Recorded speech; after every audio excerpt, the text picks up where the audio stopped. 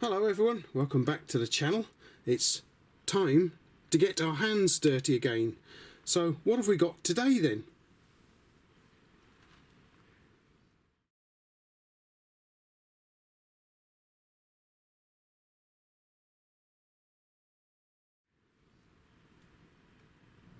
Okay, so I've got several adjustable spanners, some footprint wrenches, or at least one footprint wrench, a chisel.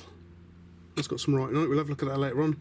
The usual pliers, and a couple of pairs of pipe wrenches. This one's of interest. Okay guys, let's dive in and take a look. And we're going to start with this chisel here, which I picked up. I've got it as a set of 3 tools, for which I paid £1.50 for the lot. I quite like this one because it's still got the label on it. It has been used a bit. I think it's got paint all over it in places, but it's still got the, which is interesting, the label on it. This is a Braids. It says on the blade just here somewhere. Let's have a look. Braids, then C9 or something just there. And we've got a number there, 3/8 of an inch. Okay, get the wire brush on it and have a look. Not really. Here's the label. Braids Super something or other. That's a shame. But the label is still there, and we've also got the label on the back as well, that Braids Chisels, made from crucible cast steel, full weight. Is it uniform in taper, accurate in size, scientifically handled. What's it say here? Remains sharp edge, something like that there. Retains sharp edge. Every chisel fully warranted. Well, okay. I wonder if I can get the warranty on this little fellow then. That's quite a nice little chisel. Also with the chisel from the same stall, I've got these interesting, I don't think they're branded in any way, pliers, but they're kind of like combination with a pointy nose on them. That's what attracted me to them. I don't know if somebody's done this to them or whether they're like this from the factory, but they don't look in too bad a condition. Don't know how old they are. They don't look too bad at all. And I also got this rather nice little vintage glass cutter made of brass here. It says British made on this side. Flip him over. We've got some little symbol there. Not quite see what that is. It looks maybe like a C and an X in a diamond, possibly. Have to look at that under some magnification, I think. Yeah, not a bad little bit of kit. I did actually see one of these in a charity shop last year, I think it was, and they wanted £8 for it, so paying 50p for it wasn't bad at all, I thought. Okay, so moving along to the adjustable wrenches. I think this one's going to be my, I don't know where I got this from or how much I paid for it, I can't really remember. But this is my dud of the day, really, I think. It's from Germany, I do believe, in there. Let's have a look. Yes, so we've got Germany there. Got that. What we've got on the other side of things? Well, it says drop forged steel. Okay, so I'm not sure how old this thing is. It could be pre-1961 when the Berlin Wall went up. It's had a little bit of a grinding going on just there for some reason or another. What happened there then? Okay, but what makes this dud of the day, we've got a bolt in here because the pin's obviously missing, and the roller's in a bit of a state. I mean, look at that. What on earth happened there? Somebody give it a clout or something like that there to take all the teeth off like that, which means it will actually, if you get it right, it will actually, you know, you can move the jaw will slide through them, But yeah, and it's also bent and twisted, so at some point in its life it's had a very, very hard life. So that's my dud of the day then. Moving along to some nicer kit. This I got from one stall, cost me £1.50 in the end. It looks like it's been very well made. This is quite a nice one. And we have, what is that? Scalbrooks 12, made in the USA on there. Not sure. Have got any other markings on here? Probably not, but it's looks like a fairly decent auto wrench or monkey wrench. Quite a nice one, that one. If you know this brand, please let me know down in the comments below. Yeah, that's quite nice. Next up we have a rather grubby Crescent wrench. Crescent Tool Company, Jamestown, New York. What does that say? MFDEY? Or manufactured by. MF by Crescent Tool Company. Flip him over. 8-inch drop forged steel, made in the USA. This one doesn't look too bad. It's got a bit of light rust on the handle.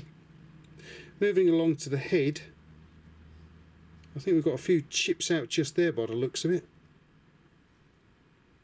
Some heavy rusting going on there. It does move a little bit, but I think this is going to need a bit of a soaking and a cleaning up. I paid £2 for this lot from one stall, so it'll be interesting to see if I can clean this up. I said, unfortunately, the head is a little chipped, and it's quite rusty or dirty or something going on there. But yeah, nice crescent wrench there. I found this at one stall. How much did I pay for this? Can't remember. Maybe 50p, maybe £1. But it's the old style of adjustable, going back to I don't know when. But it has some interesting markings on it. That's interesting. Is it made of umpteen parts pressed together? So it is, look at that. I didn't notice that when I picked it up. So it's not a forging then, it's made from, it's like, sort of like, you know, layered, isn't it? It's, what would you call that now? I hadn't noticed that. There's a bit of heavy rust on that end. That's interesting. And the head's the same, look, the jaw's exactly the same, look, laminated. Wow, that's interesting. Who made it? Let's have a look. Richards Brothers and Sons Limited, Sheffield. And on the other side we have Tent, Sheffield. So this is a little more interesting than I thought it was. A laminated spanner. Wicked. Look at that. Well, I've never seen one of those before. They're normally, you know, cast or forged, but yeah, laminated. So how's it held together? Is it riveted? Are there any... yes, rivets. Yeah, we've got some rivets holding it all together. Just there as well, look. Nice. That's interesting. Huh. I like to visit certain stalls twice, and the stall which I picked up these from, I got all these lot for, was it a couple of quid or something? But he also had this, and I looked at it and I thought, oh, that's interesting, because Barco, definitely. What's it like in condition wise? Little bit of light rusting. 250mm 10-inch Barco Sweden. Just a little bit of light rusting. It runs fairly... oh, there we go, it tightens up a little bit there, so it's going to need a bit of sorting out. Yeah, he charged me £1. Oh, that'll be £1, sir, because it's got a little bit of rust on it. I thought, yeah, definitely having that then.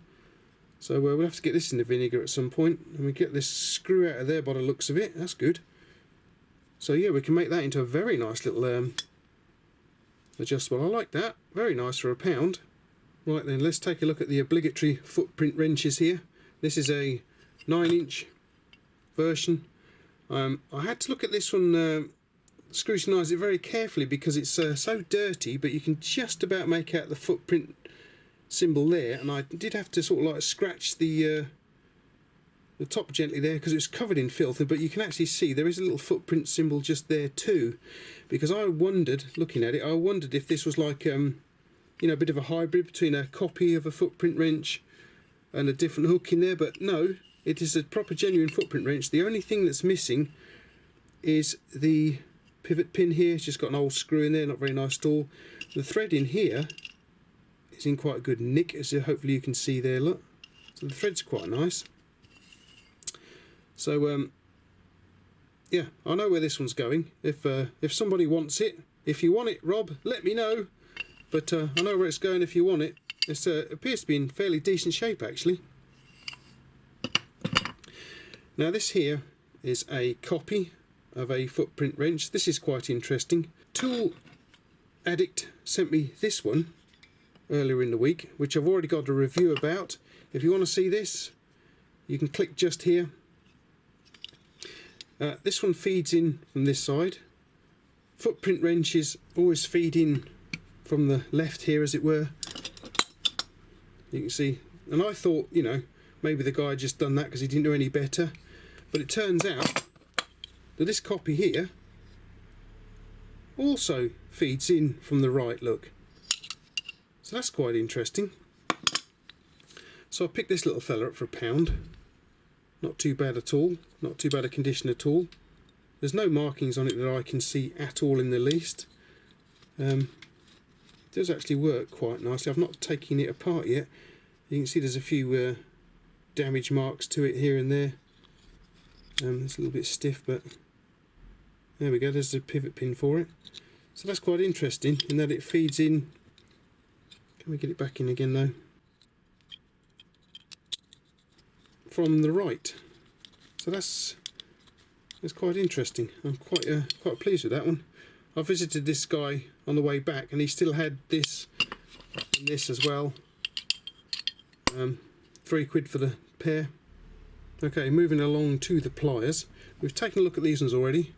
Don't appear to be in too bad a condition. I can't see any makers' names on them.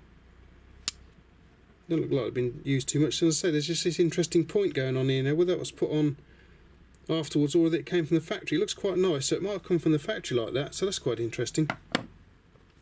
I picked up some these Bernard parallel pliers here. What have we got written on here then? Can we see that? Okay, so we've got Bernard number 102 and something else just there, which I can't quite make out. And we've also got somebody's initials on it by the looks of it. RB or R5 or something like that there. We've got on the other side. Well, I can't quite make out what it says at the top here, but it says got a New Haven, Connecticut here. So it's a company code, so it's got some sort of... Who made these things? I can't read that, but I'll find out who made these things anyway. These aren't in too bad a condition. They work quite nicely.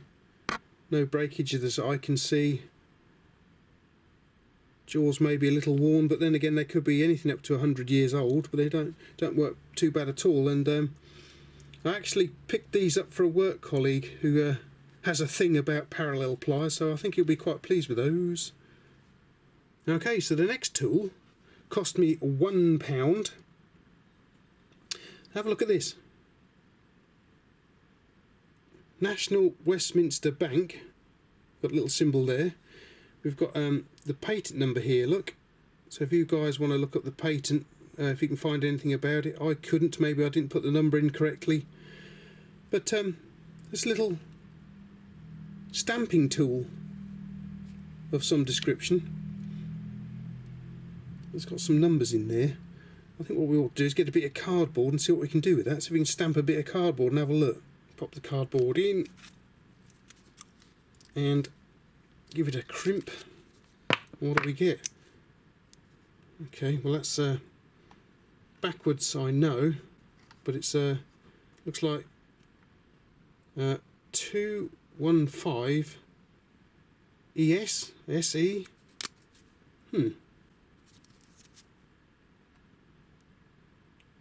So it prints something out anyway. Print something on something or other anyway. So What that was all about, I really don't know. Owned by, as I say, the bank here, National Westminster Bank. I don't know how old they are. Interesting pattern on the handles. Not in too bad a nick. So obviously somebody's brought this home from them, with them when they left the bank. They've decided to have these. So yeah, what were they used for, I wonder? If you happen to know, please let me know down in the comments. Very interesting. Moving along to the pipe wrenches, I've got this very nice little, as you can see, Elora. It's a 10-inch. It's a number 75. Little hole to hang it up with there. We've got Elora. What does that say? Well, it looks to me like it says Elora selected steel by the looks of it. Just there. 10-inch there, 10-inch there again. Don't look in too bad a condition, do they? Cobwebs all over them though. Elora. And drop forged, obviously. So I've got these for about 50p really. I've bought 3 tools for £1.50, so 50p for a nice Elora pipe wrench, which appears to be in very good nick. Well, it doesn't even say where they're made, does it? No name on them. No manufacturers, where were they made? Doesn't say. Drop forged somewhere or other. But possibly Germany maybe. They're quite nice. Okay, let's move along to my star buy. I've been after one of these for a little while now. What do we have here? Garrington, the Blackbird, British made, very nice condition, 14-inch pipe wrench, very, very oily and grubby and horrible, as you can see. But why have I been after one of these for quite some time? Well, last year at some point I picked up this hybrid here. Again, we have Garrington, the Blackbird, 18-inch, made in England again. But however, what we have here is a record dynamic jaw here. So somebody's cobbled these two together to make a pipe wrench. So whether the person lost the original head for this and got this record one from somewhere, but made himself a little, well, an 18-inch pipe wrench out of 2 wrenches, which is a good idea, I suppose, if you can't afford anything new. But I've been after this ever since. And it's in quite good nick as well by the looks of it. How much did I pay for this in the end? Well, I did barter with the guy a little bit. I got it for $3.50 in the end. So I'm quite pleased with this. Looks quite nice. I say it's just very grubby, but it's the proper full-on Garrington the Blackbird. Quite pleased with that then. I'm getting quite a few Garrington tools now. Okay, so whilst editing my tool haul, this thing gets even more interesting. I'm going to make it pick of the day. I've got 2 picks of the days for this. Not only do we have the company name there, but if we look down the bottom here, I don't know if we can see that particularly very well. We actually have the government arrow there, the broad arrow mark, 1944, and number, is that 9/241, something like that. That is interesting. That's really, really interesting. So I have decided to make this laminated wrench my second star buy. Wow, excellent. Like it. Oh yes, and I almost forgot this original mole grip here. Mole, trademark, registered trademark. What size is that? I don't know. Let's have a look. 7-inch by the looks of it. It was one of 3 tools that I paid a couple of quid for, I believe. It's a little bit stiff. What's it like? Yeah, that's very stiff, so that's going to need a good dip in the vinegar. But oh yeah,